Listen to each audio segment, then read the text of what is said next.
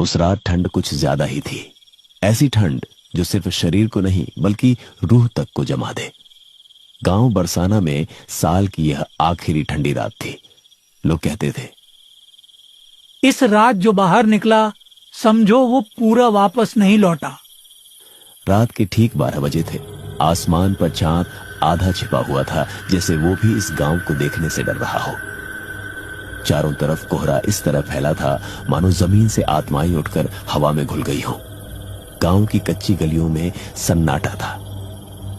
सिर्फ दूर कहीं कुत्तों के रोने की आवाज और बीच बीच में हवा की सीटी। अमन अपनी रजाई में दुबका हुआ था। लकड़ी के पुराने घर की दीवारें ठंड से कांप रही थी।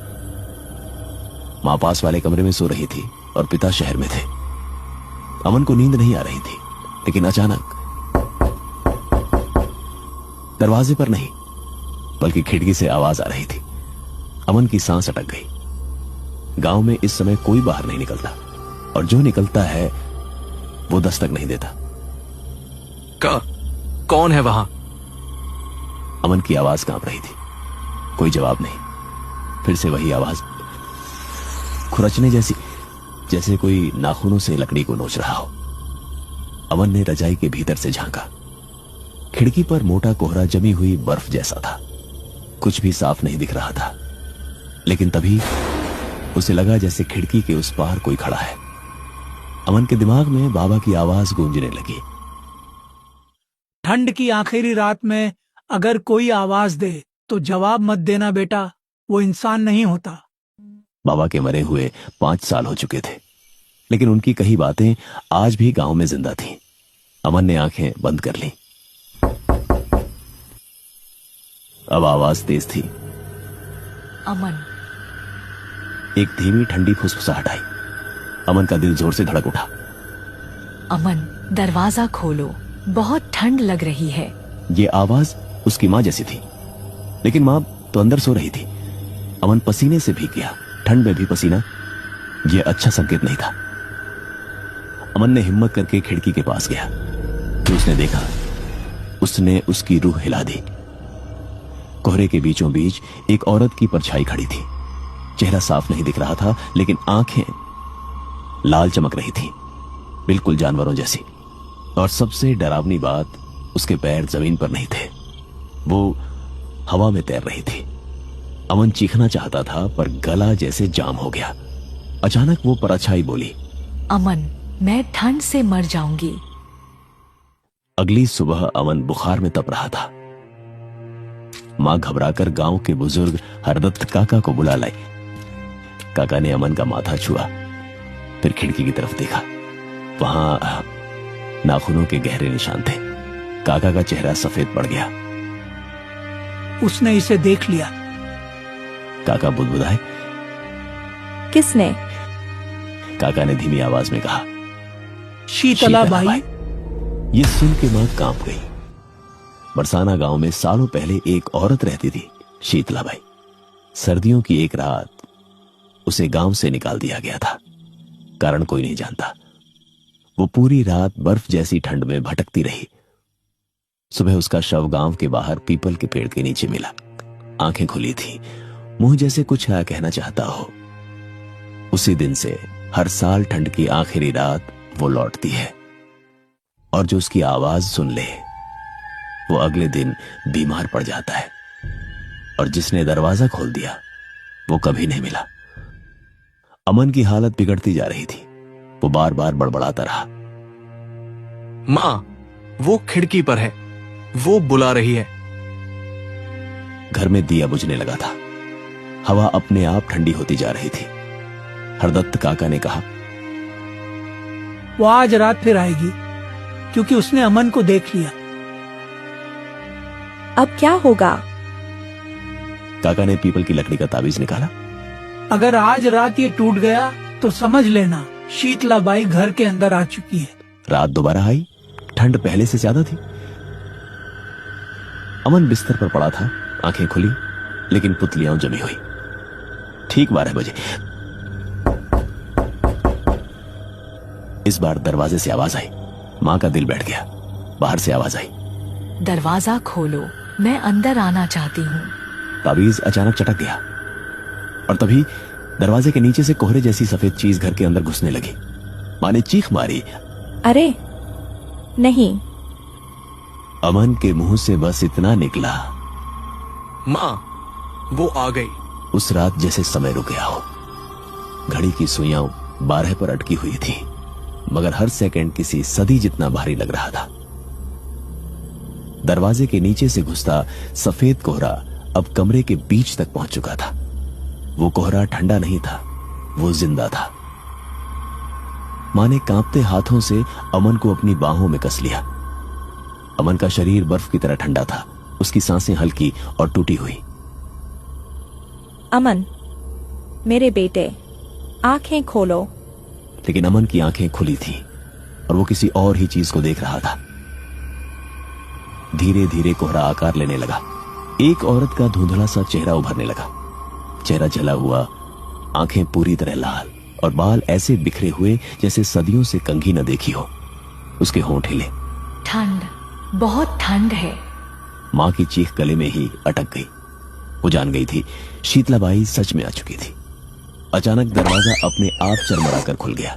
बाहर घना अंधेरा था और उस अंधेरे के बीच वही पीपल का पेड़ दिख रहा था जो घर से मीलों दूर होना चाहिए था। लेकिन आज वो दरवाजे के सामने खड़ा था। भागो मत। अचानक पीछे से आवाज आई। हरदत्त काका घर के अंदर दाखिल हुए। उनके हाथ में एक पुरानी लालटेन थी जिसकी लौ नीली जल रही थी। ये रात अभी पूरी नहीं हुई काका ने गंभीर आवाज में कहा, और जब तक ठंड की आखिरी रात खत्म नहीं होती शीतलाबाई को रोका जा सकता है। लेकिन कैसे? काका ने अमन की तरफ देखा। उसने अमन को छू लिया। अमन के गले पर काले निशान उभर आए थे, उंगलियों जैसे निशान। अगर सुबह होने से पहले इसका बंधन नहीं तोड़ा गया तो अमन उसका हो जाएगा। शीतलाबाई अब पूरी तरह सामने आ चुकी थी। उसके पैर जमीन को छू नहीं रहे थे, लेकिन हर कदम पर बर्फ जम रही थी। मुझे मेरा हक चाहिए। वो गुर्राई। तूने गांव वाले को डराया है। शीतलाबाई हंसी, ऐसी हंसी जिसमें दर्द भी था और पागलपन भी। डराया? मैं तो बस वही कर रही हूँ जो इस गांव ने मेरे साथ किया था। और फिर उसने अपनी कहानी सुनानी शुरू की। सालों पहले शीतलाबाई एक साधारण औरत थी, विधवा, अकेली। गांव वालों ने उस पर झूठा इल्जाम लगाया कि वो अपशकुन है, कि उसकी वजह से ठंड बढ़ रही है। ठंड की एक रात उसे पीपल के पेड़ तक घसीट कर ले जाया गया। अगर सुबह तक जिंदा रही तो वापस ले आएंगे, किसी ने कहा था। लेकिन सुबह तक वो ठंड से जम चुकी थी। मरते वक्त उसने सिर्फ एक बात कही, जिस रात ठंड सबसे आखिरी सांस लेगी उसी रात मैं भी लौटूंगी। हरदत्त काका ने लालटेन जमीन पर रखी। शीतलाबाई, अगर तू बदला चाहती है तो बच्चे को छोड़ दे। नहीं, उसकी आवाज गूंजी। ये मुझे देखा और मैंने इसे, अब ये मेरा रास्ता बनेगा। काका ने मां की तरफ देखा। अब एक ही तरीका है। क्या? मां ने कांपते हुए पूछा। पीपल के पेड़ के नीचे इसी रात शीतलाबाई को उसका सच दिखाना होगा, वरना सुबह अमन की लाश बर्फ की तरह ठंडी मिलेगी। हवा तेज चल रही थी। मां और काका अमन को कंबल में लपेटकर पीपल के पेड़ तक लाए। पूरा गांव सो रहा था, या शायद डर के मारे मरने का नाटक कर रहा था। पेड़ के नीचे जमीन खुदी हुई थी, वही जगह जहां शीतलाबाई मरी थी। काका ने मंत्र पढ़ना शुरू किया। हवा और ठंडी हो गई। अचानक अमन की आंखें खुली। माँ, मुझे बहुत ठंड लग रही है। अमन ने कांपती आवाज में बोला। और तभी शीतलाबाई प्रकट हुई, वही रूप में। आज मैं अमन को अपने साथ ले जाऊंगी। नहीं, तुम ऐसा नहीं कर सकती हो। मेरे बेटे ने तुम्हारा क्या बिगाड़ा है? काका ने मंत्र पढ़ना शुरू किया। ओम काल भैरव पीचासिनी, ओम काल भैरव पीचासिनी। आत्मा की चीख निकल गई और आत्मा धुआं में घुलने लगी। और उसने जाते जाते बोला, मैं अगले ठंड की रात फिर आऊंगी। और वो गायब हो गई। अमन जमीन पर गिर पड़ा। अगली सुबह सूरज निकल आया था, लेकिन बरसाना गांव की ठंड कम नहीं हुई थी। ऐसा लग रहा था जैसे सूरज की रोशनी भी डर के मारे जमीन तक आने से हिचक रही हो। पीपल के पेड़ के नीचे मां अमन को सीने से लगाए बैठी थी। अमन की सांसें चल रही थीं, लेकिन उसका शरीर अब भी बर्फ की तरह ठंडा था। हरदत्त काका ने जमीन से लालटेन उठाई। लो, अब पीली हो चुकी थी। रात चली गई, लेकिन लगता है शीतलाबाई नहीं गई है। मां का दिल बैठ गया। मतलब वो फिर आएगी? काका ने पीपल के तने पर उभरे ताजा नाखूनों के निशानों की तरफ देखा। हाँ, उसका हिसाब अभी पूरा नहीं हुआ। अमन 3 दिन तक बेहोश रहा। पूरा गांव उसके घर के बाहर खामोशी से खड़ा रहते थे, लेकिन कोई अंदर नहीं आता, कोई सवाल नहीं करता, जैसे सब जानते हो कि यह घर अब साधारण नहीं रहा। तीसरी रात अमन की उंगलियां हिली। माँ, उसने बहुत धीमे से कहा, मैं यही हूँ बेटा, मैं यही हूँ। अमन ने आंखें खोली, पर उन आंखों में डर नहीं था, उनमें कुछ यादें थी। माँ, वो औरत मुझे सब दिखा रही थी। शीतलाबाई ने अमन को अपनी मौत के आखिरी पल दिखाए थे।